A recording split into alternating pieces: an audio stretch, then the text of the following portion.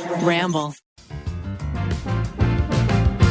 We all know someone who is constantly losing their stuff. And if you don't know someone, that means it's probably you. Look, if it is you, you are not alone. The average person wastes 15 minutes a day trying to find their swag. That is until we got Tile in our life. Tile is the Bluetooth device that helps you keep track of your stuff. It's this sleek little compact size that you attach to your keys or your wallet, your credit card. You can put it on your bag. There's even a Tile sticker, so you can put it on a remote control. Here's how it works, okay? You download the free Tile app to your phone, and then let's say you can't find your keys. You go into your phone, you open the app, you tap find, and then you hear doop, doop, doop, doop.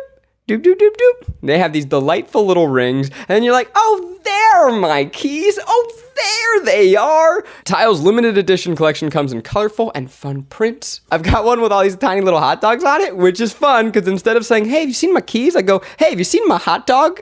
Get a limited edition Tile for yourself and everyone who's always losing their stuff. Go to tile.com/tryguys to shop the limited edition collection right now. That's TILE.com/tryguys. These fun, one-of-a-kind exclusive designs go fast. Get yours today at tile.com/tryguys.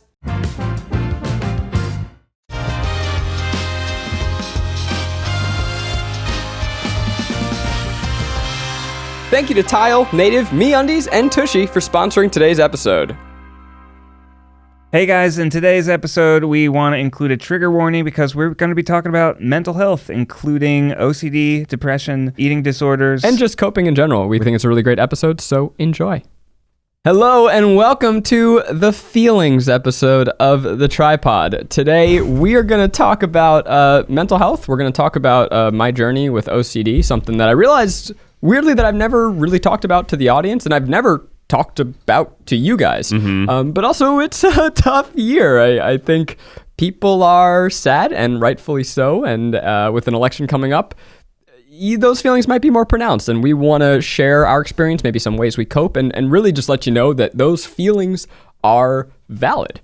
So we're here, we're just four bros, we're going to talk about feelings. Five bros. Miles, you can talk about feelings too. Thanks, Zach. You got a mouthful of donut, Miles? Yeah, I mean a donut. Miles brought donuts for us today. Thanks, Miles. No problem. I figured because it was a feelings episode, we kind of wanted to have like a... I gotta eat my feelings, that's for sure. Yeah, that's why. I ate 2 donuts already, and they were delicious. Yeah. I might have a third during this pod. We'll I know. see. I'm going to have a sugar rush. We're going to be talking about sad stuff, and I'm going to be like, I know. It was great. It was great. I just talked about it, and I felt better. Can you show off, Miles, your double donut setup? He's stacking 2 donuts on top of each other. Oh, my. I took a bite of this one, and then I took a bite of the second one. Oh, so it wasn't like a giant sandwich. I didn't do a sandwich. I've seen sometimes, Keith, I don't know if you're familiar with this, but they'll do... burgers. The donut and then a burger in the between. Oh, I had that once at brunch in Pasadena. It was a good... Oh, too no. much. It was too much. So 2 like Krispy Kreme donuts with a burger patty in the middle. Before we get into the mental health, can we talk about weird burgers just for a second? Nothing would make me happier. I think that those are too far. However, so what's a weird burger? Just something that like incorporates something that would otherwise be a breakfast food. Gotcha. Like I think when eggs are on burgers makes perfect sense. Delicious. Yeah. And there's places the that line's do different for different people, right? Yeah. Like, you know, some people might think eggs on burgers is weird. French toast buns. I feel like down on that's with it. That's inside the boundary. That's egg and sweet. But I've had a peanut butter burger where there's peanut butter on the bun, and that sounds like that would be revolting, and actually quite good. Weirdest burger you can think of. See if you find the limit. The limit does not exist. Wow. But I don't like that. What about jelly beans on a burger? You don't like burgers? I would say that's inexcusable. You don't like burgers. you know. So that means the limit does exist for you. Unconventional No, burgers. but it doesn't exist for these chefs. Yeah, you know, I typically prefer the classic burger too. I'll sometimes mess with a little like bacon blue cheese situation, but like usually it's like you got to compare burgers against the gold standard. Junior bacon cheeseburger from Wendy's is a good like standard perfect like bacon cheeseburger, in my opinion. Like it's not too much patty. The problem is some people, they think you gotta put all the meats on a burger. Now I obviously have the most experience because I eat a lot of fast food, but man, you don't need more meat on the burger. If anything, you just need more balance. Burgers are supposed to be a perfectly balanced sandwich between the toppings, the condiments, the meat, the cheese, etc. You know what's gotten a little too full of themselves and needs to like take it down a couple notches? Who? Bison burgers. Like Yeah. bison burgers, they're always be costing $18, like a $6, $4, $8 surcharge, and it's not better. It's denser. It's not as It's juicy. not as fatty. It's typically like drier. So let's move on to the meat of the episode. See what I did there? So Oh, you're talking about meat. cut the fat. Chew the fat for a minute. I mean, you guys have, Tell us. I guess I've told you that I have had OCD, but do you know, like, I don't even know that we've talked about it in the 6 years of friendship. I don't think so. If you like asked me like specifically how your OCD manifested, Yeah. I don't think I could. I I would say a symptom would be incredible email refreshing skills. emails. Yeah. Must refresh emails every 30 seconds. So I got diagnosed with OCD, I want to say in 6th or 7th grade. Wow. And it was weird. Part of the reason why I, feel compelled to talk about it now and why I've talked about history with depression and other things is because when I was a kid, I felt very scared, alone, and just like confused with like, why is my brain this way? And one day in health class, I saw this list, and it was famous thinkers, poets, filmmakers, like Stanley Kubrick was on the list. That's the only one I remember. But it was these people, incredible people, and like the question was, what do they all have in common? They all have OCD. And I was like, wow. Maybe my brain's different because it makes me creative. And it was just this moment that really helped me feel not alone. And in fact, made this thing that was a difference about me that many could see as a negative as a positive attribute. I always think about, when you were building your characters in The Sims and you had like 20 points and you could either make them like super athletic or balanced or super creative. I'm like, okay, that's why I suck at everything else, because I just have all these creative points. All the points are put into the cool looking hat and the rollerblades. Yeah. I got that.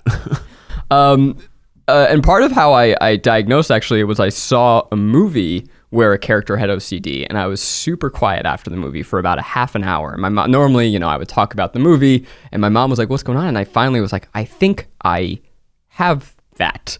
And so we went and got tested, and I, filled out a form and talked to a therapist and found that. So I had a thing called, I think it was called like replacement OCD, where basically anytime I would get a symptom under control, another one would pop up.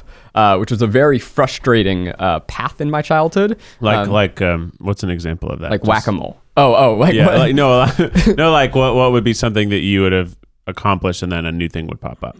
Well, so I'll say, the biggest things where I was obsessed with symmetry, where both visual and physical. So middle school is a time where like someone would see you in the hall and they'd be like, "What's up, Kornfeld?" and punch you in the shoulder. Like your bros would do that. And so if someone would hit me here, I would have to hit myself on the other side. I was just like it, and like if I didn't, if like my arm were pinned, I would get so physically uncomfortable that I would almost vibrate. Like I just couldn't. The worst I remember, I should say also, I don't think that this conversation is triggering. Hopefully, I don't think that my symptoms are.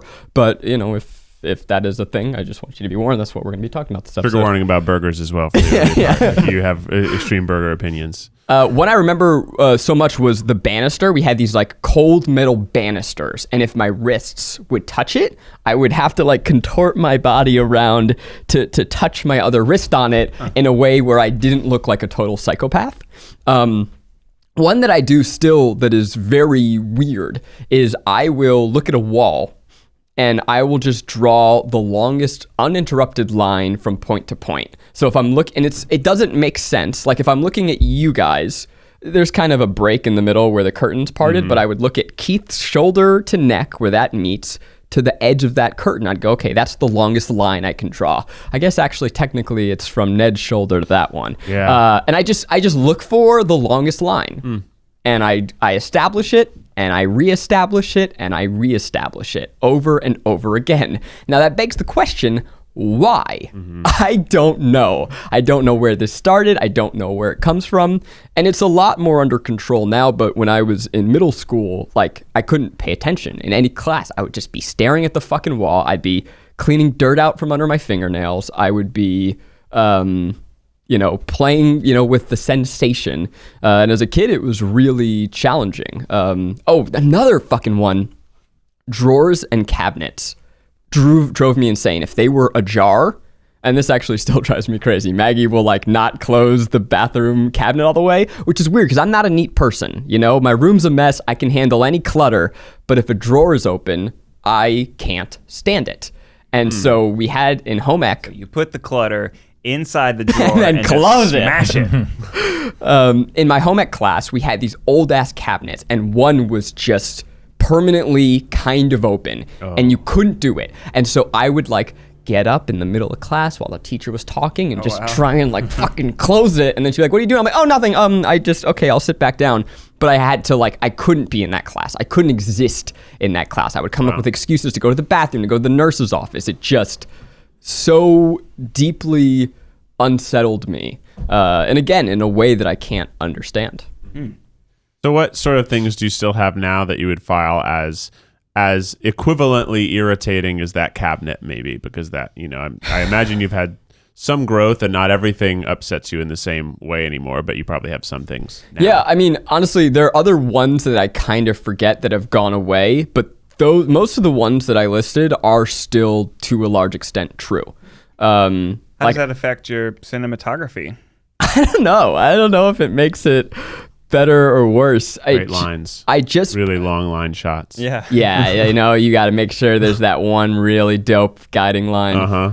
I don't. I cut my penis in this beautifully long lined wall.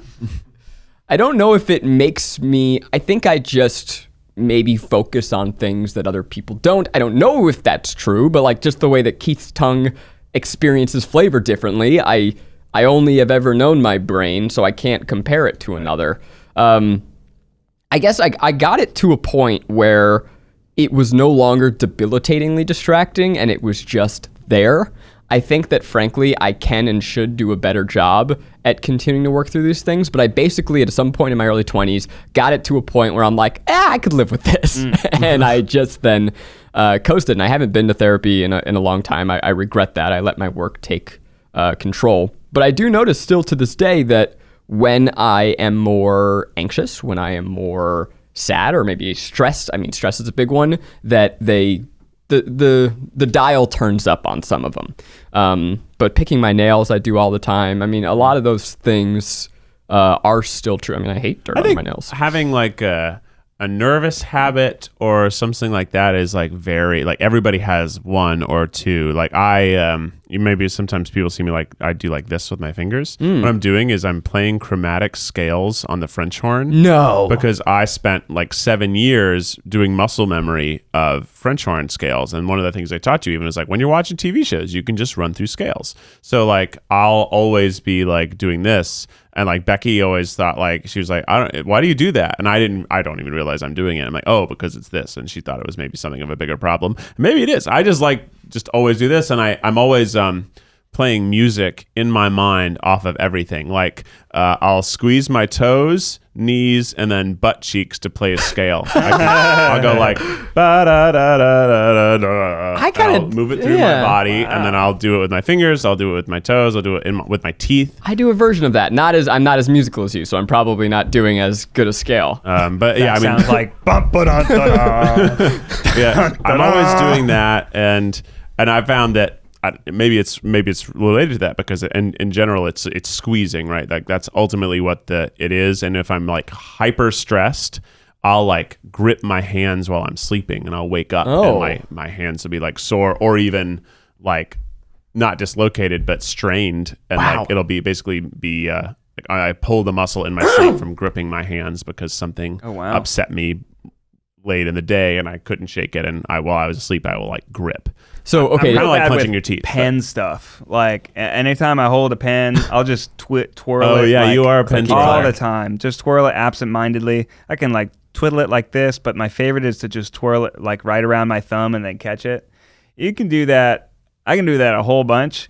But then I can't like do it, 100 times in a row. So I'll just keep doing it and then drop the pen and do it and then drop the pen. Oh man, it gets very annoying for both me and other people in meetings if you're just sitting there talking and it's like clatter, clatter, clatter, clack, clack. Oh man, the click of a pen, I would drive people insane in class. And meetings. Just Fidget spinners. Fortunately, I remember you being really into fidget spinners and fidget blocks when those came out. You were like very like, this is so helpful for me. And spinners, I never did, but the cube. Yeah, the cube. You were in the textures and the different textures. I know you always say you like the feeling of a lot of things that are like little squishers. Squishers and buttons. And yeah, love pushing a good button.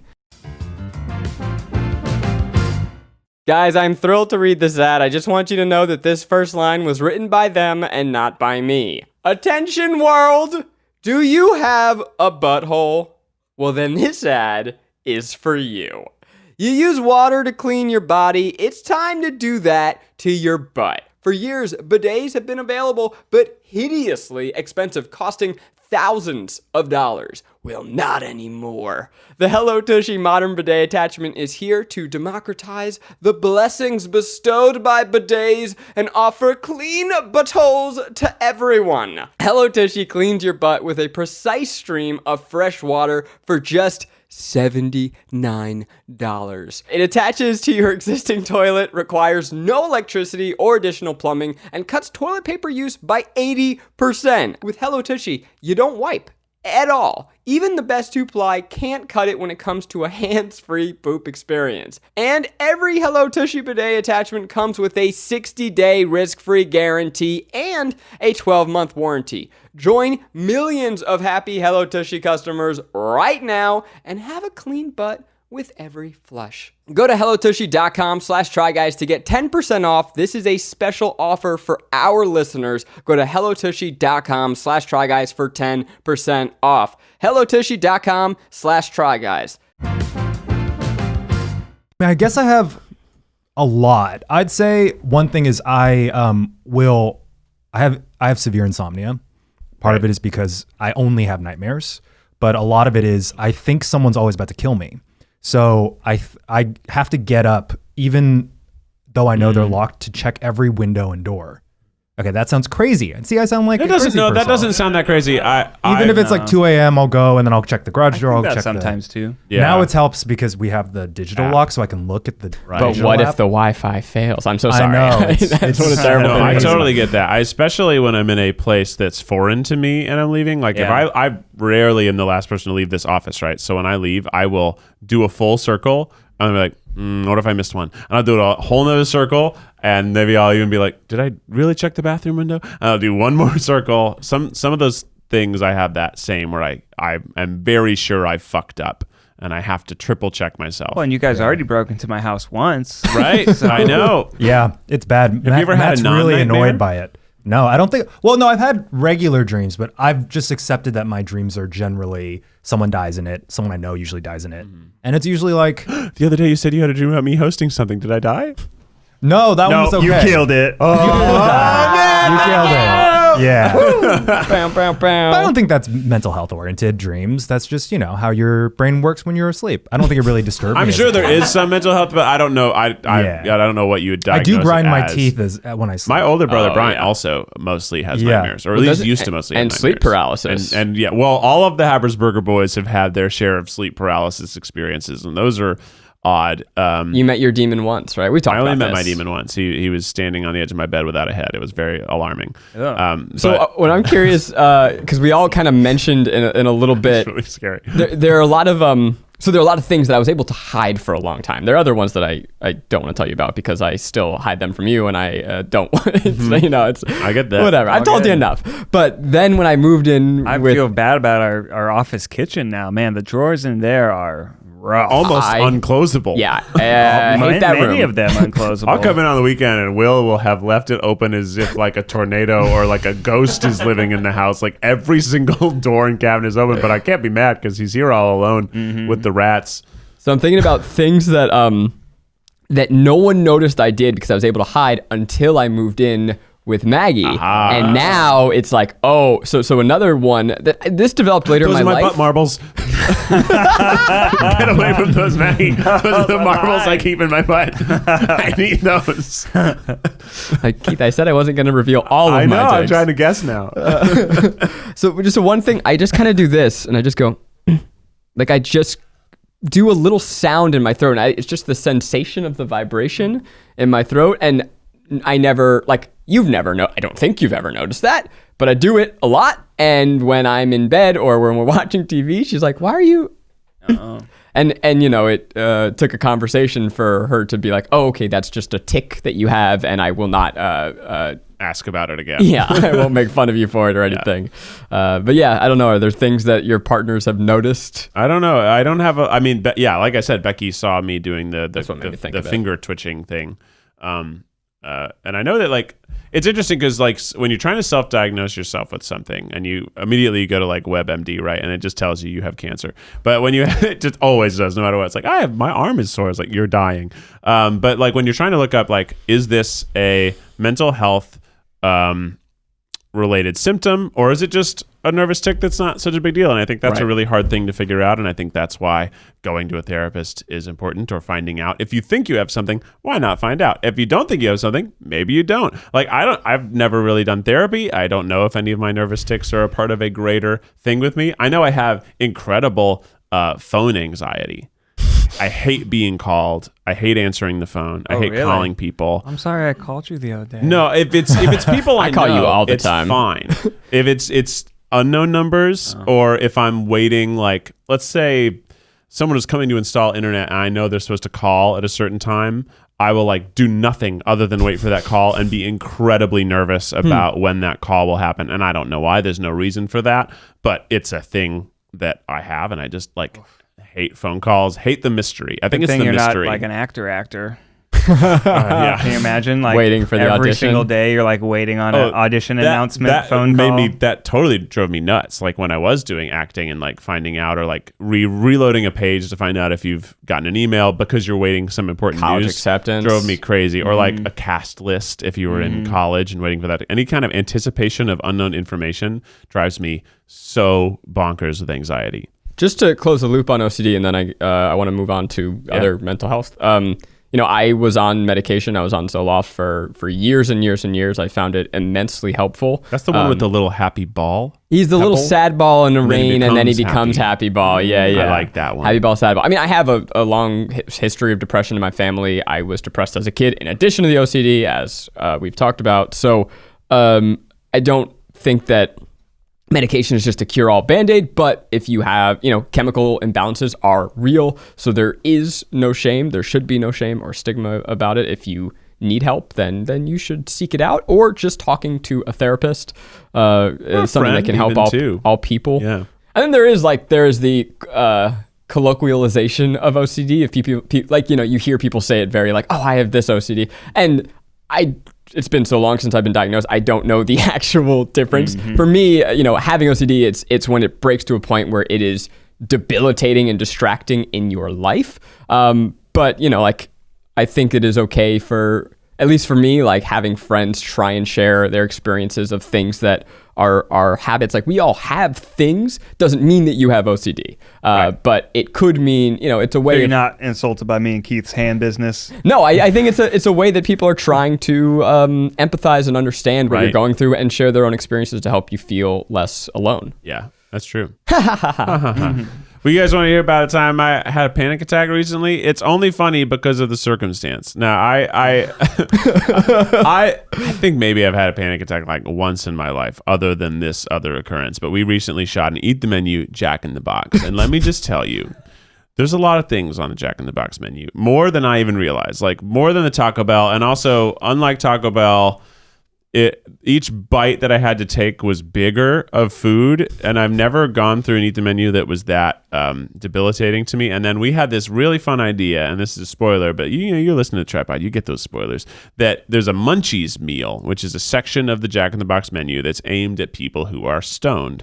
So we thought, wouldn't it be a good idea for me to get high to eat those 4 items, because that's who they're for. We can get the high person's review. So I got high on this joint, and I don't know how, but I got way too high, like so high, like it was like a fluke joint. It was a joint from a pre-roll pack that I've smoked before, no problem. I would like to back Keith up because I was here and I was like, well, yeah, I mean, I'll take one hit of it. And from one hit, got so debilitated that Miles actually knows because we did a test podcast for a new show we have coming out next year, and like I couldn't speak. And 3 hours later, I smoked the rest of that joint. It was bad. With my head in a paper mache Jack in the Box head that was full of glue. Oh, I remember that footage now. Basically, I gave myself a decent amount of respiratory poisoning and also was super fucking baked. Now, I was super baked also like at 85% completion of the menu. I've eaten a lot of food, and instead of the weed having the comical effect in movies of making me a jokester and a goofy giggle boy, I became so sure that I was dying because of how bad I felt, how nauseous I was, how like overheated I was. Like I felt like I had a sober fever. Eating that much food, you tend to get a little loopy. I was super loopy, and and then they also, to keep the food hot and fresh, they were getting it in waves. So Keith got this stoned and then was sitting there at a table for about 15 minutes, 20 minutes, just which waiting. Feels like an eternity. And also, like, because we're bosses, everyone around me technically works for me.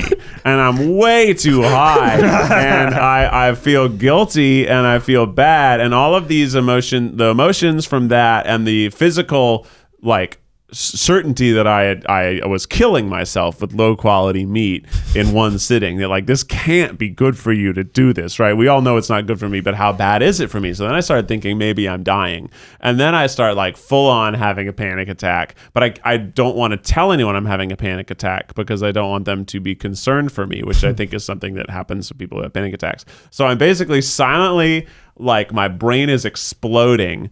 And then I'm like, you know what? We're filming this. We have to use it. I'm just going to start talking. And I just like, everybody roll the cameras. If I'm going to be in this much pain, we're going to roll on it. And I'm just screaming that I'm dying. It's funny to me being like, I think I'm dying. And I watched back the edit and I don't look as insane as I certainly felt. Right. I look actually pretty normal. But in that moment, it was as if the whole world was blurred like it is when you're on a merry-go-round.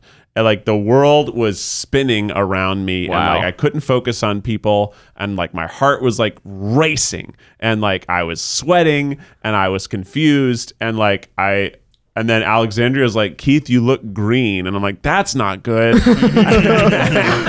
That's not good. And I was basically just like totally freaking out. And I realized after the fact, I think this was it was a culmination of things that also included a panic attack, and a panic attack while being super stoned and also feeling terrible. But I, have friends who have had panic attacks and have them maybe more frequently. And it allowed me to at least understand the fear that happens in a panic attack. And it's like sort of unjustified fear. Like it's an overreaction, but it's how people's bodies respond. So it helped me like kind of understand what it is like for someone to go through that normally, or to have that when there actually is something like that's scary. I get it.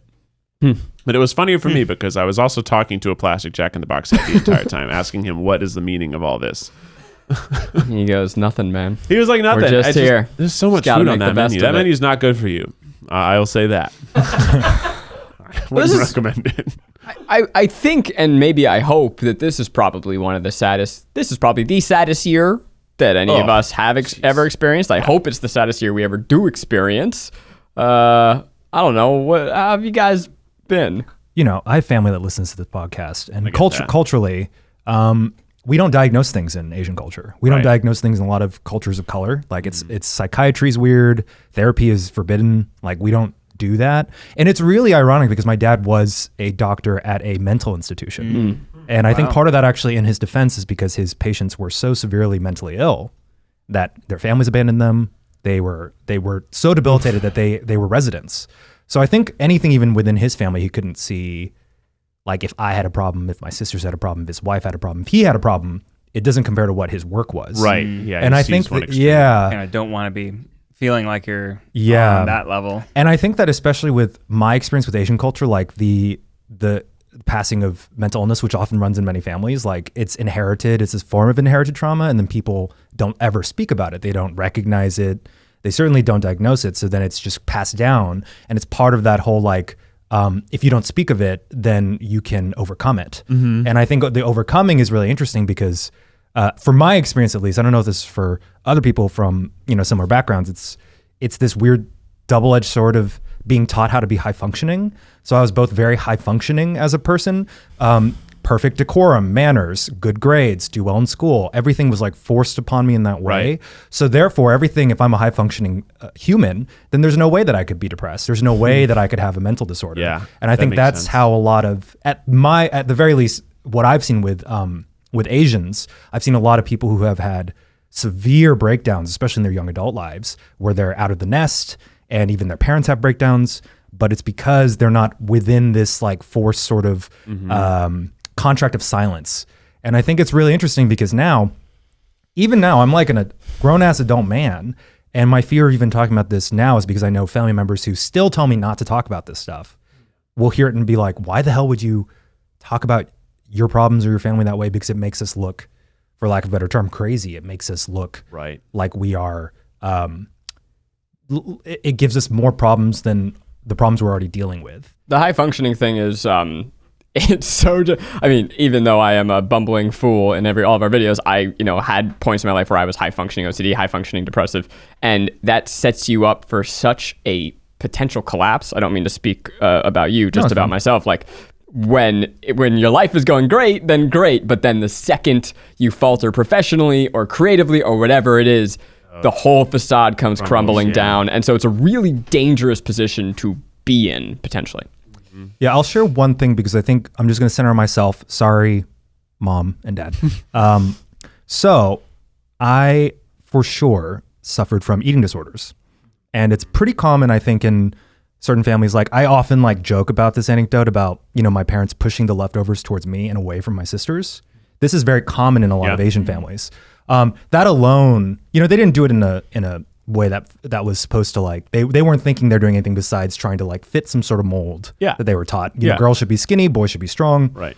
But that like seed is something that sort of spread like a sort of like a virus, if you will. And so, my weird relationship with food, one thing I wanted to say, but then I realized how loaded it was without an explanation is during this pandemic, one thing that's been really exacerbated to a certain degree is I probably say to Matt, my partner, every day, I'm fat or I feel fat at least 30 times a day. So I'll stop eating and say, I'm fat. I feel fat. I feel fat. No. And he has his own slight version of it as like a gay man who's trying to like stay fit. But it's certainly this like feeling that, even food itself is something that somehow fuels my sadness, which is really strange because, if you've ever had any like shade of an eating disorder, you need food to survive. It's like one of the most brutal relationships that can get twisted in your brain. And y'all have seen it on sets constantly because I often, it is like so well known about me. I don't eat when I film. Yeah. And I say, I just need coffee because food slows me down. That's like my thing. But I think in all honesty, I say that because I have used the high functioning excuse that everyone's like, Eugene is such a hard worker and he's so good that of course he doesn't need to eat. That's like his magic. But in truth, it's because I feel sick when I eat. I feel like, especially being on camera, I feel like I look bad, I feel bad. And it's this really, I think it's seeded from that first, brush and experience when I was young with eating disorders. But that is, I think now I'm actually just realizing now all those excuses I make that people have believed, or I've fed people to believe, feeds into this high functioning narrative. Yeah, it definitely is right? that. Like, I just need coffee. And You've then heard you me say end it up so many doing times. amazing work. And then we're like, well, I guess he does just need coffee. But that doesn't seem like he shouldn't have just eaten a salad, And then what do I joke about? I say when I drive home, I'll buy you'll eat $80 like at 3 McDonald's. dinners at once. Right. Yeah. Even now I'm like, what would have been great as a child, or even anyone listening who's going through that, is to have a support system. And I don't blame my family for the history or the culture, because mental illness is really, really taboo, especially for Asians. But I do wish that even me and my sisters had an avenue to speak with each other about it. Because now, as 30-somethings, we're finally touching upon it and like discussing the trauma, but we never spoke about how that affected us as kids. In fact, we exacerbated it for each other. I used to joke my sister was chubby all the time as a kid because it was like the brotherly thing I did, and my parents would jab her about it, and it really messed her up. And at the same time, she would turn to me and say stuff about like how girly I am and things like that. So it's like it's crazy how I think that in the end, so much of this is just being able to listen to someone and just be able to accept everything that they might be experiencing, even if it is dark or sad. I think it's just such a normal part of life. And I think that a lot of what unfortunately affected me was making me feel like it was so abnormal and not okay.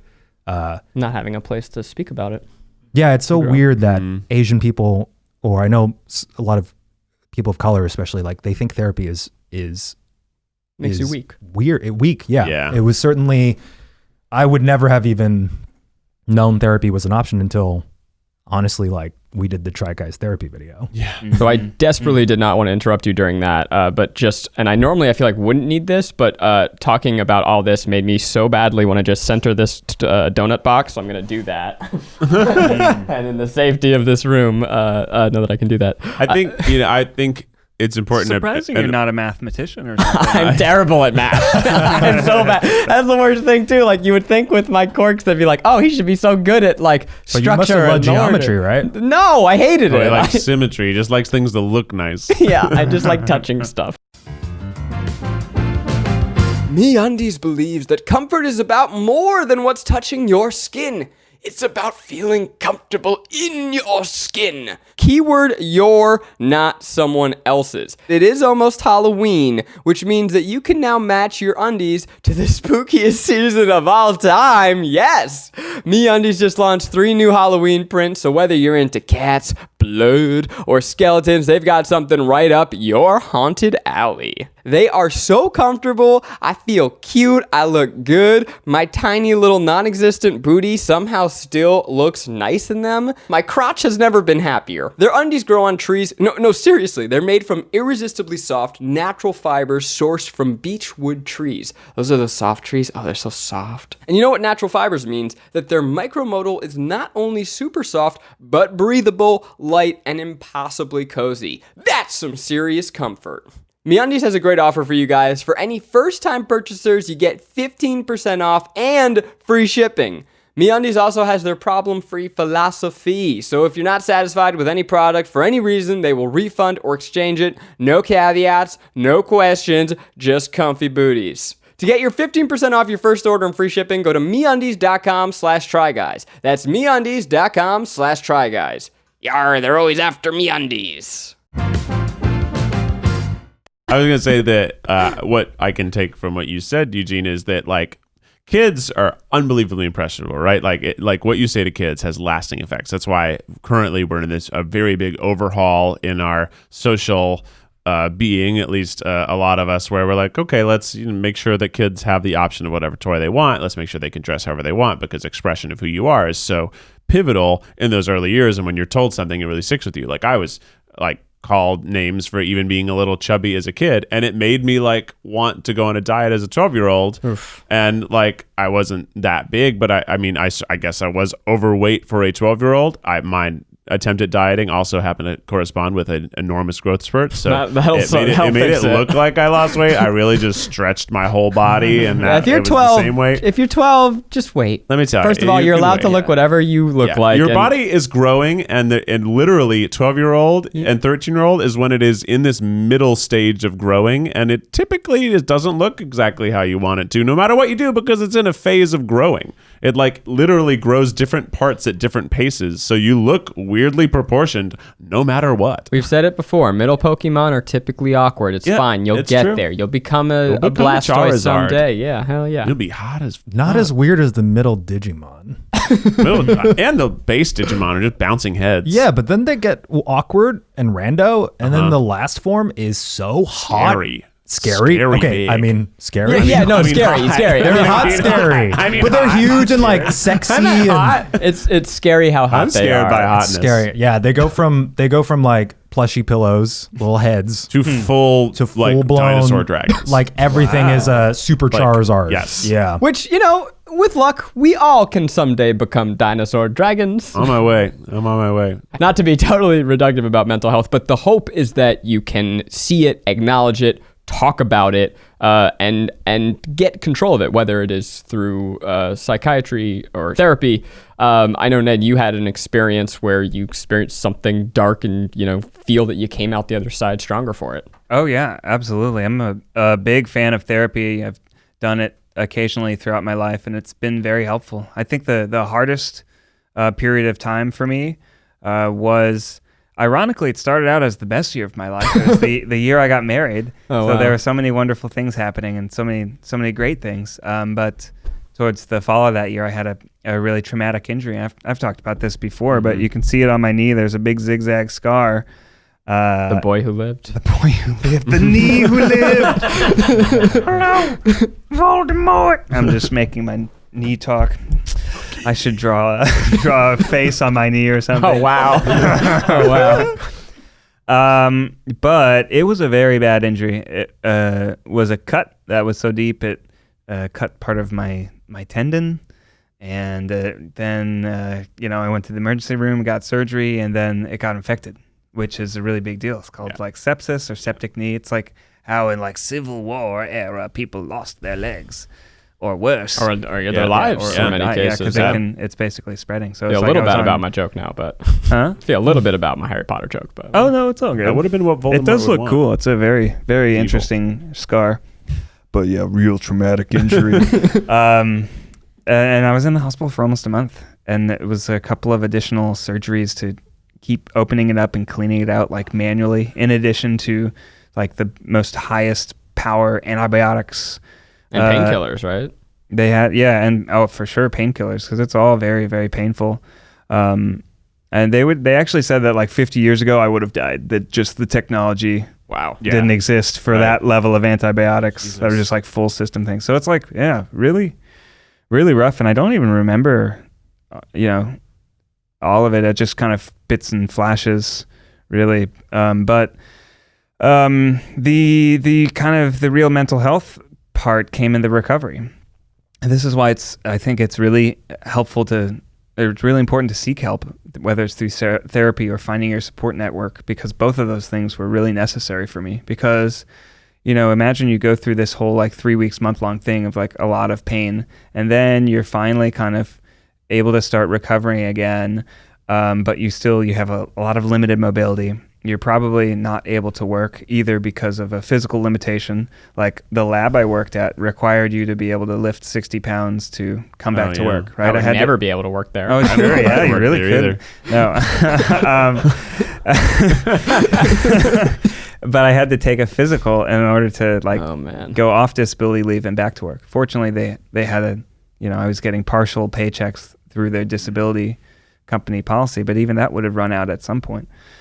But even outside of any physical stuff, like mentally, your brain is just in a fog because you have to take painkillers, multiple times a day to help like actually do the work of physical therapy and help yourself get through things.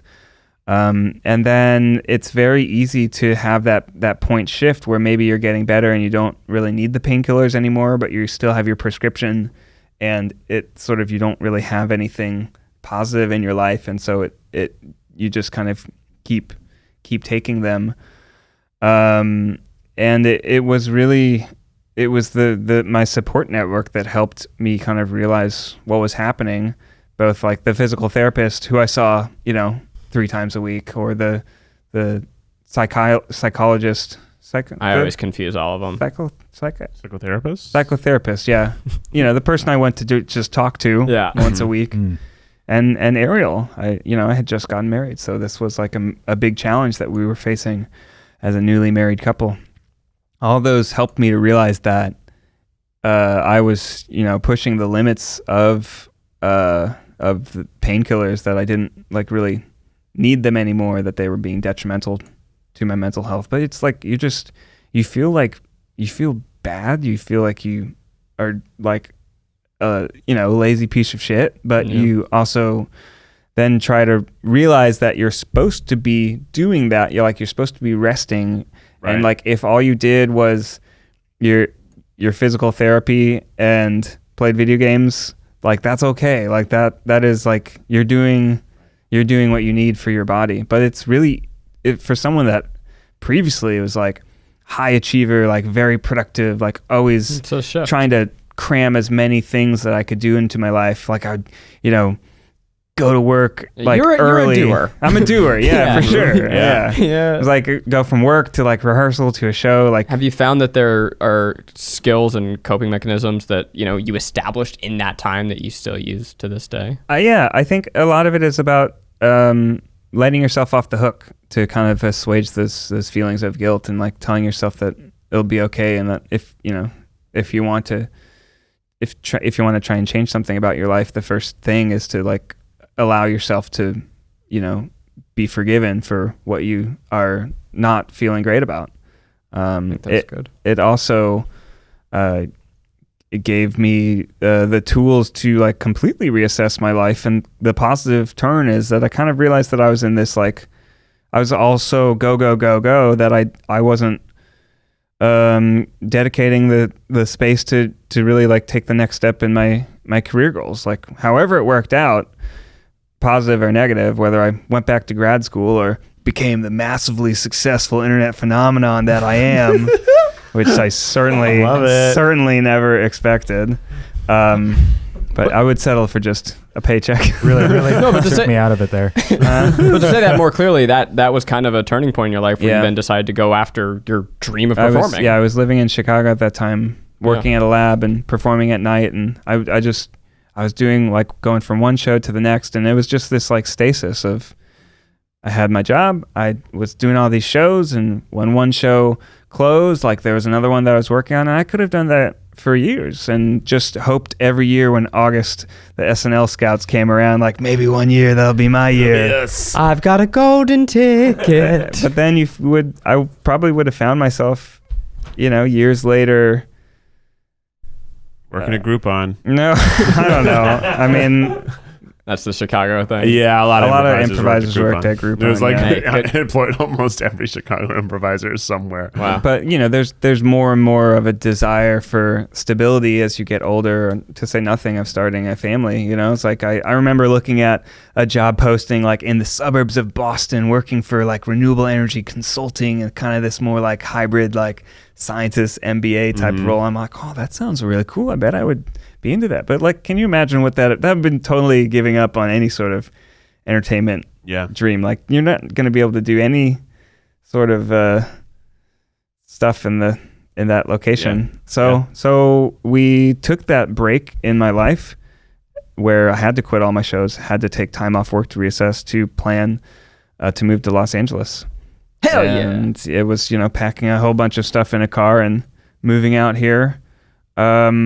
Fortunately, Ariel was able to get a job in her field that gave me the flexibility to figure things out, because it's certainly not something you can just apply on a website and just figure out. Although, ironically, I did get my job at BuzzFeed by applying on a website. Same as well. I think what you said earlier about, if you're upset about something or a place you're in, allowing yourself to forgive yourself is a really good thing. And I think that applies really well to the pandemic that we're in. I think all of us are looking at ourselves feeling like, I'm not doing enough. Maybe I'm eating, my diet isn't as good as it used to be. But I think it's important to remember that this is a very specifically different time where everyone's experiencing more loneliness than normal. Everyone's experiencing a lack of ability to be productive, which makes you feel unfulfilled. Yeah. And that, I think I go through it a lot where I'm like, I have not exercised really since the first month of the pandemic. I've certainly like let my eating be like whatever I want. And part of that is justified by like, that's all I got left now. It's like, that's the only thing I can rely on is a good flavor from somewhere. Yeah. But because I really am such a social person that like, that's how I would get my exercise. Normally I would like go on walks with people, or I'd go like out dancing on a Saturday night and I'd dance for like 4 hours for sure. And like, that's just not available to me. And Becky and I are the same in that way. And we have to just remind ourselves sometimes that like that right now is just about getting through it. I believe in having clean options. I support companies who innovate products that break the norm and help clean up my daily routine. That is why I love Native. My Native deodorant doesn't just block odor better, it's made better. Native has ingredients that you've heard of, like coconut oil, oh yeah, shea butter, oh dang, and tapioca starch. It's also vegan and never tested on animals. Aluminum, or aluminium as our friends overseas say, forms a plug in your sweat glands that keep you from sweating. That is why Native never uses ingredients like aluminum, parabens, sulfates, or talc, with over 10 scents, including rotating seasonals. Native has something for everyone. Their most popular classic scents are coconut and vanilla. Keith wears it. Lavender and rose. Keith also wears it. Cucumber and mint. He doesn't wear that one. And citrus and herbal musk. I really love the coconut and vanilla. You know, every time I give Keith a hug, I just get nestled right into his armpit, and it's really nice to have Keith smelling better. Native is risk-free to try. Every product comes with free shipping within the US, plus free 30 days returns and exchanges. See why so many people love Native and check out over the 14,000 5-star reviews. Do what we did and make the switch to Native today by going to nativedeo.com/tryguys or use promo code tryguys at checkout to get 20% off your first order. Damn! That's nativedeo.com/tryguys or use promo code tryguys at checkout for 20% off your first order. Yeah. Well, let's we've given ourselves the shot. What's the chaser, right? Like this is an exceptionally sad time this year. Yeah. This year objectively sucks for all people, and it's scary. So like, I have had to develop new coping mechanisms. And by the way, like, there is a difference between, capital D depression and being sad. And if you are depressed, you should seek help. Yeah. But right now, I think it's very natural and common to be sad. Yeah. And so I've had to change some things. I'm curious what you guys do. One thing I noticed for myself is I can't look at the news at night. I don't shut the news off because that is being willfully ignorant in a time where you should not be. You should be vigilant. But if I listen to my podcast in the morning, I catch up on the news, I catch up on Twitter, then I put a time lock on how long I can be on social media in a day. I break it every single day. I just type in my little code and keep going for an extra 15 minutes. But if Maggie and I are at dinner, like the snooze button. Yeah. Oh, I fucking snooze like crazy on my social media hygiene. But if we're at dinner and we talk about I posted something the other day asking people who are undecided voters, why are you not voting? And I was just reading the replies and I got scared that Trump is going to win again. And I just fell into this deep, deep well of anxiety. And for some reason at night, I know for me, I fall. I just helplessly fall and I can't get up. I'm Alice spiraling down into whatever. So that's just for me. Now I know that. Like at night, I need to watch happy stuff. I need to put on, comedy has been a great escape for me. And it's permission to allow myself to feel good, which also feels really fucking weird because it's a really bad time for a lot of people. And to smile at all, you kind of feel guilty, but you have to smile. Yeah. I asked you a question and then I talked. It's okay. For me, it's just making something to look forward to. And that can be as small as like a place you haven't eaten in a long time. And you're like, oh, we're going to eat there this weekend. Or I'm going to do like a hiking trip with my brother in New Mexico that I tried to do a while ago and had to cancel, and we've rescheduled it and we're trying to do it for like 5 months now. But that means you've been looking forward to it for a long time. But now it's really happening and I'm looking forward to it, and it's like, it's not, so I never have gone on a hiking trip in my life. That's the last thing I would want to do is go hike every day. But that's like, to me, like, well, this is going to be exciting. It'll be a reason to get some exercise back in. It'll be a unique new experience I've never had before. So it gives me something to look forward to, gives me an experience I have never had.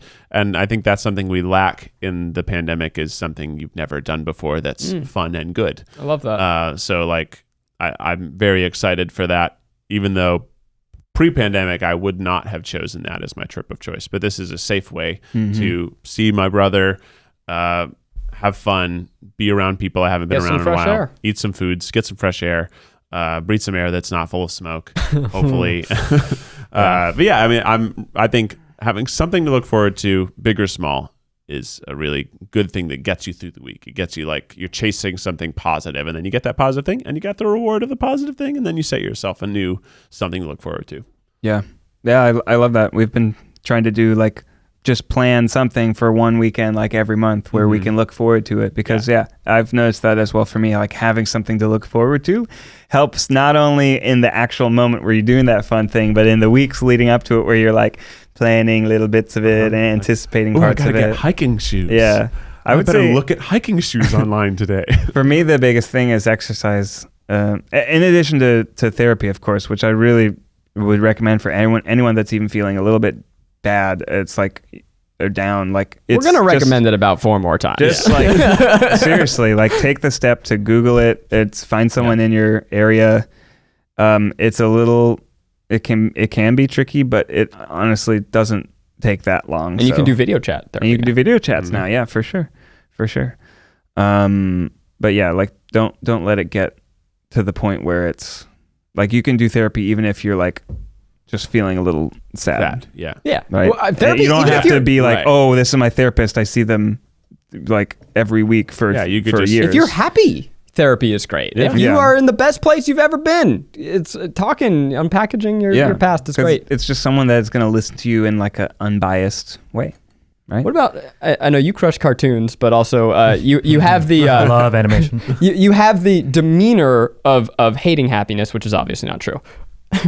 I mean, no, I don't think I hate happiness, but I think I've learned how to live with sadness, and I think that's a really good distinction because, it is really important. We always say generally like support system, but a lot of people don't have support systems. A lot of people don't have parents who or families who understand what they're going through or are even open to that. And I think, the way I think I realized that I coped was clearly I have the very cliche, my outlet was my art. My outlet was expressing and interpreting my darkness through film, through dance, through writing.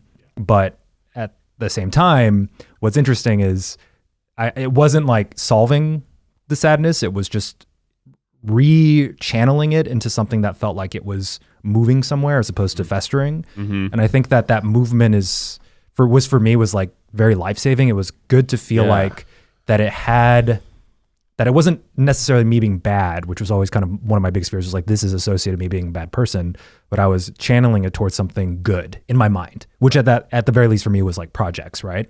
And I'm probably the biggest success story because can you imagine that my own mother didn't know I was ever sad until last year with my coming out video? Can you imagine being so close to someone? Like me and my mom are tight. Yeah, like, you we really are loving mother and son. She never knew I was depressed until 33 years old with that video, which was an expression of my sadness. Yeah. So I think that there's something really beautiful about, one, understanding your unique situation, but two, knowing that your way of interpreting and then hopefully, creating a space for yourself to make the sadness work for you is going to be a long sense of discovery. It might be something as simple as exercise or turning off and watching Netflix. It could be as big as writing scripts or stories or drawing. But whatever it is, I think you just need to locate that and then develop it, because it needs to be like the safe space, especially for people who just can't have a support system right now, especially during the pandemic where people might be stuck at home with their families or in situations where they just really have no one to talk to. And, I think projects are another good thing to get you through, whether it's artistic or not. A project could just be like updating the tires on your car, or like a project, something that gives you the feeling of you installing some bookshelves. Something is incredibly valuable right now. Like something that you can choose to do and you can do it from start to finish because completion gives you like a really good like amount of dopamine and serotonin. Like completion is good for humans. We like completing things. So like, if you are not working on something that you can complete, like that's something that like gives people stress, is when it's impossible to complete. Like it's like a life project. Don't start those right now. Start like little projects. If you've always wanted to cross stitch something really small so you can do it, and it will not probably be very good, but then you'll have done it. And then if you want to do it again, do it again. And if you don't, who cares? You fucking already did it. You crushed it. Put on a funny podcast and just do your fucking laundry. Yeah, dude. Just do Honestly, it. Like, just knock that shit off your list. There's been a drawer on my dresser that has always been broken, and I said, you know what? Don't tell Zach that. I'm gonna fix it. I don't go and over. not only am I gonna fix it, I'm gonna prevent it from breaking again because I know how it keeps breaking and the little thing keeps coming out. So I tightened all the things, and then I took finishing nails and I nailed it in so that it could not break that way again. But I've been living with that broken drawer for 3 years. I've had a broken drawer for 2 years. Nails. And I was like, I made a list of like, you know, the things I wanted to do. And I'm like, this is something I can do in 10 minutes. I'm gonna fucking do it. I'm gonna fucking do this right now, this morning. I'm sitting in my underwear. I got no clothes on and I'm drilling and I'm hammering. It is amazing. This is a non sequitur. This is a non sequitur, but it is amazing how quickly we adapt to stupid broken things. I have a drawer that the nail, like the threading wore off, and so the handle is off.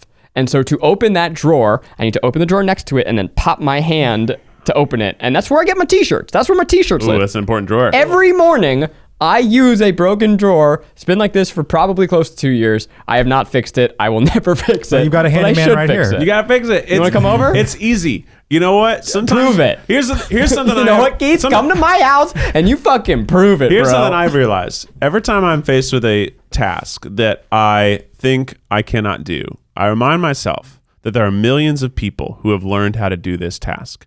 And it is learnable. Everything is learnable. It doesn't mean you'll learn it immediately, but everything is learnable. So if you look it up on the internet and you really try, you can probably figure it out. Like replacing a doorknob, right? That seems like, fuck, I'll never know how to do that. You know what? Probably not that hard. Like, let me look up some videos. Let me go to Home Depot. I bet I can change that fucking doorknob. yeah. And you can.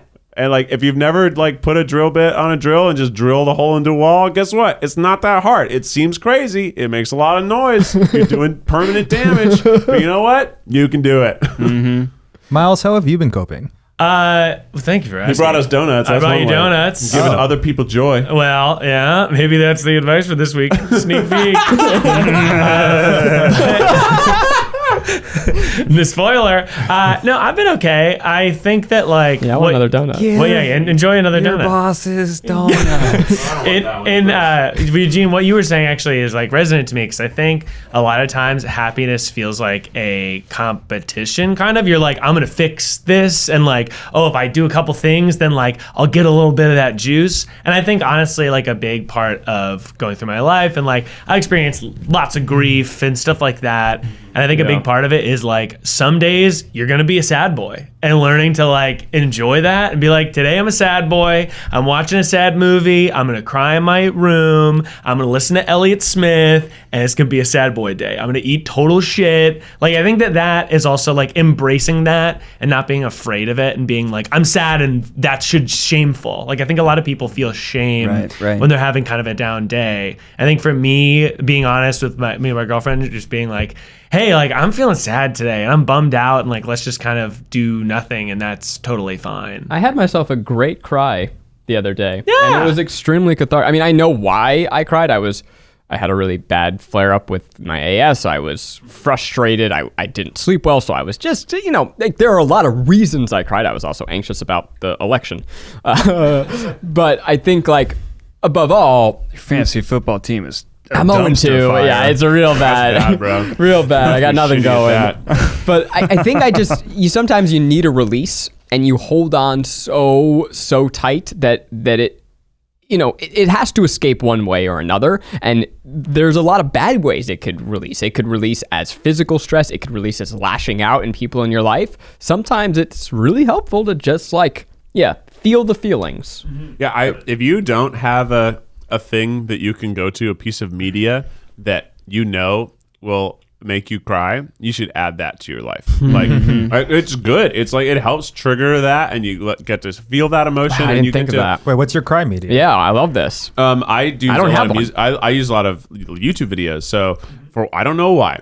Something about me. I am so incredibly moved anytime some 4 or 5-year-old enters a singing competition. Like America's Got Talent, and they sing, and their voice opens up, and this like 4-year-old is literally just has been given the greatest gift of vocal talent, and then Golden buzzer. the person's Just like, happy "You're crying. amazing. I think your voice is so beautiful. I'm so inspired by you." And then they play the yeah. It's like very like everything's going, and that'll just do it for me all the time. But it's so children, not old women, not like Susan Boyle. They can work, but the children are always more effective because there's something so pure about a child who children don't really understand what they're doing sometimes. They don't understand the scale of what is happening to them, and it's like very pure and beautiful, and it's inspiring because like this person can't have had vocal training. They just have a gift, and it's like very cute and adorable. And maybe it's because like I as a child would have loved to have that experience myself. It is truly like reflects your purity as a person. Yeah, it's so because cute. most people like the trauma porn, for lack of a better term. They're like, oh, she as an old lady has been through so much, but you are crying because the purity of the child. She as a young child has been blessed with such and what are we all but excellence. young children just wanting to that's so make our beautiful. parents I love proud? They believe in themselves because like it would take a lot of guts to get up on that stage in front of an audience as a 4-year-old and sing, and there's something cool about that. And then also like just good music, like good music that is performed in such a way that it's like it's supposed to be moving music. There's a choir that's an all-girls choir called Scala, and I don't know where they're from in the world. They just cover just normal music, but they do like covers of like sad like rock songs, and the way they sing them is like hauntingly beautiful. That works as well. That will also the end of Dear Evan Hansen gets me every time. Yeah, and that's beautiful. Musical Just moments. the soundtrack alone, and I'm just in my car weeping. I'll also say, if you watch a TV show and a character passes away, just Google fan montage. Oh no! Of that for Grey's Anatomy, any character who dies. Fan montage. It'll be How to Save a Life by the Fray, and just fading images of them. It's like saddest shit ever. Ned Stark is just like a 30-second TikTok. How to save a life. I'll give you one clip I returned to. Oh yeah. So, I am very obvious. I have a lot of feels for dogs and cats and pets and animals, especially like rehabilitation stories, stray dogs who find a forever home. God. The Dodo is like a channel that does so much of that. Oh, I think I know. But there is a story that is very famous from Japan that then became an episode of Futurama called Jurassic Bark. Oof, that'll get you right and the there. last 30 seconds to a minute of that episode is so traumatizing. So sad. And it's in one of the funniest animated series of all time. So it comes out of nowhere and it just destroys me. Now the base story is this Shiba who I believe, or a Jindo dog who waited for his owner. This is going to make you cry. At the train station because his owner would go to work every day at the train and he'd come back.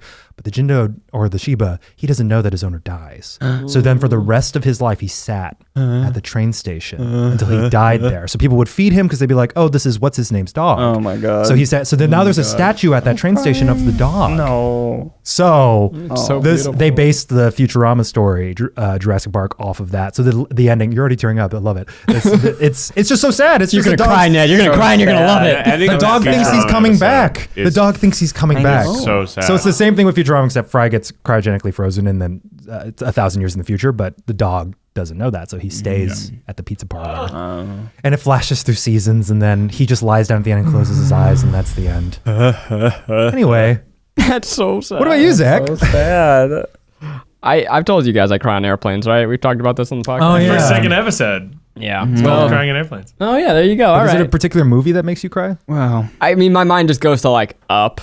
But honestly, most Michael Giacchino, Michael Giacchino scores really get me. He's the guy that did Up, a lot of Pixar movies, but the Lost soundtrack. The song is called Life and Death, and it's doom doom doom doom doom doom doom doom doom. The Oh, yeah. only song I know how to play on piano. Wow, play it for me, Miles, and I will cry on your couch. Again, Did they use that during They use it so much. Okay. Spoiler. Yeah, also Huge fucking spoiler. People Huge should have fucking watched. This show's spoiler. almost 20 years Still old. debating whether I should dive into it. Or You not. should. They use I it though. hear it ends very I know, but it's about the journey, Ned. Life is disappointing, but ends it's perfect. the journey that's beautiful. Well, I only got so many hours in the day. No, 5 seasons are perfect, and then season 6 maybe you'll get around to. This is all pretty sad. I need some advice to get me out of this. Let's kick it over to the youngest and least experienced of us to give us some advice. Advice that'll go for Miles. With Miles. Oh, this is going to be a Bonsignore. jarring theme song. Oh my God. What did I say last week? What did I say the other week? I'm Miles? busy. I asked you for original. I'm doing 4 podcasts. I don't give a 4 shit. podcasts If you a week. can't handle I need it. more time. You know what's making me cry? The lack of I creativity. have 4 podcasts a week. Can't you just I'm add some doing 2 timpani? Add some timpani. I'll add a little bit. I'll change it up a little bit. What's up, my Wow, Ned left. Why did Yeah, Ned leave? He always goes to Peter right Ned now. up and left. Have you ever wanted to freaking bang your friends? Here we go. And I'm not talking sex. Okay. Have you ever wanted to hold hands with a lover? And I'm not talking friends.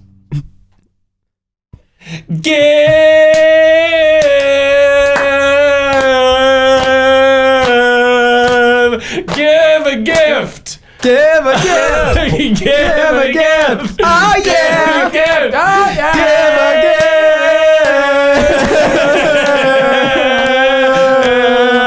Give a gift. Give a gift to your friends and or bosses and or donuts. Wait, no, give a gift, 2 donuts. I gave donuts to you guys today because I thought, it's a way to cheer up your humble, sexy bosses. If you give them some donuts for breakfast and or give a gift to your friends. I have been doing this recently every once in a while when I can remember. Just a small gift. So many qualifiers. Just a small gift. For example, I got Sarah a little Baby Yoda figurine, Love it. which is cute. Mm-hmm.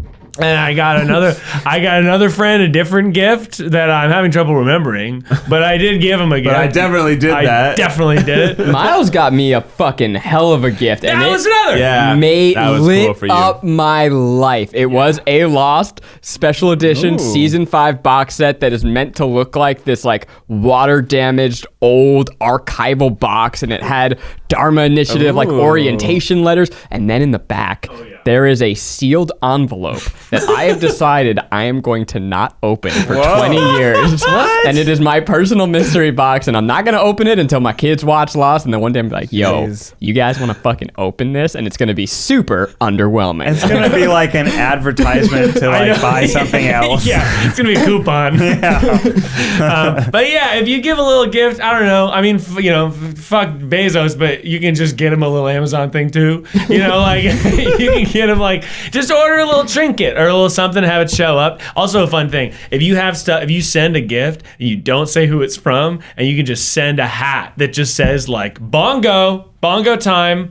Somebody gets that and they go, what the fuck is this? Who sent me a hat that says bongo time? And it's a secret little mystery for them to solve. Oh. Well, I could say that as someone who's received a gift once, it didn't tell us who was in front. It really freaked us out. Yeah. But it was just, Well, I guess- it was cat toys before anyone knew we had a cat. And Eugene and Matt gave us a cat subscription box, but we didn't know who sent it to us. And also, we hadn't told anyone about the cat. So we're like, how the fuck did somebody find out A, our address, and B, that we had a cat and needed cat toys? And it was so freaked us out, we didn't open it. We knew Okay, they got okay. a cat, but they were thinking like, who the fuck? Yeah, we didn't post about it. Like we had told our Yeah. friends. We didn't tell them that we were sending it. So it showed up, and we're like, who the fuck? Where's this from? That's Who's funny. spying on us? You know, that is a skill, remembering to give gifts for basic things. I'm terrible at it. bad. Matt bad. is Me too. so good at it. Ariel's really good at it. Yes, Matt those and two. Ariel at that. yeah. Oh my god! But it's like there's rules. Like you're supposed to give a gift for a certain point with housewarming. You're supposed to give a gift when someone announces something. I've never adhered to those things because I guess I've opted out from the beginning. But certainly it's good to live with someone who knows. I found that if you see something really cool, you should get it and keep it as a gift you can give to someone else. Yes. So like, for example, this is not something that I got, but it was something that I saw was cool. When Tesla launched the flamethrower thing, I was like, oh, that would be a cool gift for anybody. Just like, here's this thing. Here's a thing. Here's a flamethrower. Here's a Happy flamethrower. 10th birthday, Brian.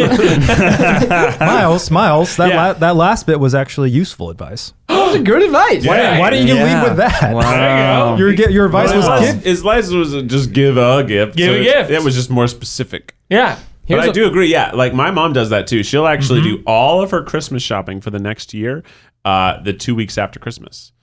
She she'll just buy stuff that she assumes Her someone closet will must want. be awesome. And it's like, oh, this is a cool mug. I'm gonna buy this, and with the plan to figure out someone to give it to. Wow. so smart. Later in the year, because everything's way cheaper after Christmas. I didn't does realize mugs could be cool. Matt does the same Well, thing with to mothers. They're very cool. Matt does the same thing with cards. He just has a slew of cards in a drawer because sometimes you just need to send a card. Apparently, That's true. You're supposed to send cards for pretty much every holiday to your parents. Turns out. Oh, well, I am a negligent Mother's Day, son. Father's Day, both of their birthdays, Christmas. Probably not Thanksgiving. I think Thanksgiving you don't have to send any cards. I'll add to the gift giving thing that whether you're receiving a gift or you just want to help yourself feel better is to express gratitude for like all the things in your life that are good. Oh, you know? yeah. Like Hey, Ned. certainly gifts, but like what are things that you're thankful for? Hey, Ned, I'm grateful for you. Oh, thanks, man. I'm grateful. Yeah, I was for going to you. actually say when you were talking about the whole knee story, something that came out of it is I'm always very impressed with how productive you are. Like you get done way more things that I could ever get done than I could ever be focused on. So like experiences that happen in your life certainly shape you, and in some ways they shape you in ways that you perceive as negative, but they also always are shaping you in ways that are positive. All the tough things you went through did yield an amazing artistic ability that is certainly unmatched by our peers anywhere. Like you're very gifted and talented and driven, and it's inspiring me all the time. And even in Zach, you talk about being OCD about things, but it's so necessary for our company to have you be OCD about things, or otherwise things wouldn't get done, and then we'd have to go back and be like, "Fuck, we should have done that 2 months ago." And even fucking Miles over here is not even paying attention to my sweet sentiment. Like, it's like you are running for a podcast and you're leading the charge on a whole new division. And even the idea of us doing a podcast is something you brought to us, and it's been a very successful endeavor. And you should tell people around you that you're impressed by them, because sometimes people are doubtful of themselves. So, and we don't say nice things to each other as much as we should. And this might close the loop. Expressing gratitude to people in your life, but also, as Ned said, to yourself. Yeah. And maybe that's a way to... That's what I meant, but Yeah, I love thank you that. for that. But I'll take it was compliments just all day. something I wanted to say during that time, but I didn't want to interrupt. for sure. What you were saying. No, but all of it is like really good vibes. And maybe it's a way to turn negatives into positives. So for me personally, like I have an ailing body, and I can... It would be very easy to get sad about all the time, but instead I like to express gratitude to my body. So whenever I do yoga or a hike, I sound kind of crazy, but I will, when I'm like out of breath and I'm getting to the top of the mountain, I just go, thank you, body. And then I get to the top and I go, thank you, body. And I just what I should be saying is, fuck you, body. You stupid, broken motherfucker. I'm gonna whip you into shape, you piece of shit. Well, like, why do you hurt me all the time? Why do you give me so much? But instead, I thank it for being able to do anything that it can do. And I find that really helps me. After we finish this podcast, I'm going to make you guys listen to the video that I specifically used from Britain's Got Talent. Oh, a wow. child named Okay, Connie okay. singing Somewhere Over the Rainbow. You ever cry with your bros? It's the one. It's the best one. All right, Well, we should also just thank Keith at the end Nah. for He's all cute. those wonderful things you just said. Oh, yeah. Who has been proven by actual lie detectors that you are, in fact, everyone's favorite. Daddy's favorite. Daddy is all of the daddies. Every it's daddy. a plural possessive all this time. Yeah. You'd probably do well with literal daddies, too, if they I take think you to the so. right bar. That's true. You're thinking actual dads, like people's dads. You actually do well with dads. Dads love me. Man, you actually Especially are with that daddy's whole favorite. attitude about fixing your own doorknob. You That's are a fucking dad yeah, thought I've for ever sure. heard. Man, if I dad had a game. dad, I'd introduce you first and foremost. You do have a dad. Oh yeah, well yeah, we all have dads. If I had a dad who just somewhere. popped up right here. Oh yeah. Oh, Ned's a dad. Yeah. I love you, man. Thanks, man. Yeah, we did it. Well, thanks for listening, guys. I hope that this was helpful in any way to help you feel seen and heard. And just know if you're sad right now, you're not alone. And fucking man, just keep chugging. I don't know. Send us a tweet. Keep trying. Say hey on Twitter. I'll say hey back. But Tweet us pictures of your gifts. Well, Keith, you are Daddy's favorite. So why don't you hit us with a little TryPod theme song? It's another day, an eternal day. It's like Groundhog's Day, but without all the laughs, and we're getting through it together. One same day at a time. The TryPod. Until next time, stay beautiful. Please vote.